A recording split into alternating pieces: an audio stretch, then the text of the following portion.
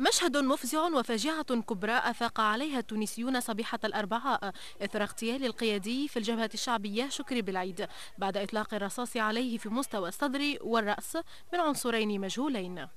وكان شكري بالعيد وهو من أبرز وجوه المعارضة في تونس قد اشتهر بنقده اللاذع لحركة النهضة الإسلامية، كما تلقى قبل فترة تهديدات عديدة تحل قتله.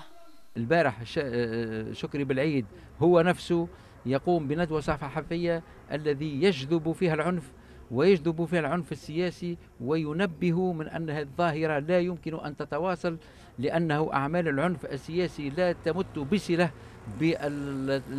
بتونس وبالشعب التونسي الذي هو شعب معتدل ومسالم. نتهم وزارة الداخلية اللي إنسان مستهدف وما تحميهش وتعرفوا يضرب أمام منزله. هاو البداية ساعك مش تو مش نتهم التهمات كذا. أنت بريء حتى اليوم. طبعا فما أطراف هي متهومة حتى تثبت، حتى نلقاو الجاني.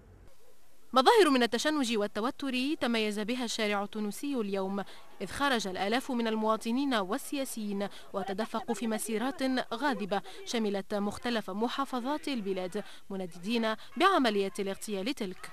ومن رتب لهذا الاغتيال يريد أن تدخل تونس في مرحلة من العنف حتى تتلوها ردود فعل وتوجه الاتهامات من كل صدب وحوب، وكل طرف يوجه الاتهام للطرف الآخر. هذا ما ينتظره من دبر لهذا الاغتيال. بالفعل هو يوم حزين في تاريخ تونس. يقف وراء اللي ضد الشعب التونسي، هو الذي يقف وراء اللي ضد المجتمع التونسي، الذي يقف وراء اللي ضد الدولة التونسية وكيانها ومؤسساتها وهياكلها، هو الذي يقف وراء هذا الأمر. بالنسبة لاغتيال شكري بالعيد واضح، هو كبش فداء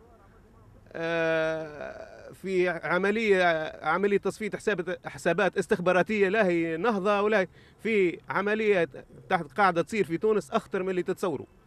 لفظ شكري بالعيد أنفاسه تاركا وراءه ملف اغتيال لا بد من فتحه والتحقيق فيها، لتكون هذه الحادثة القطرة التي أفاضت الكأس، ولتضع الجميع اليوم أمام مسؤولية كبيرة ومرحلة سياسية جد دقيقة.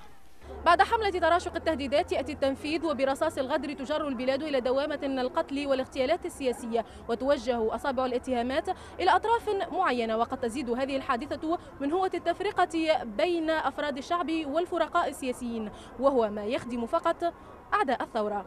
يسرى والناس، قناة الاتجاه، تونس.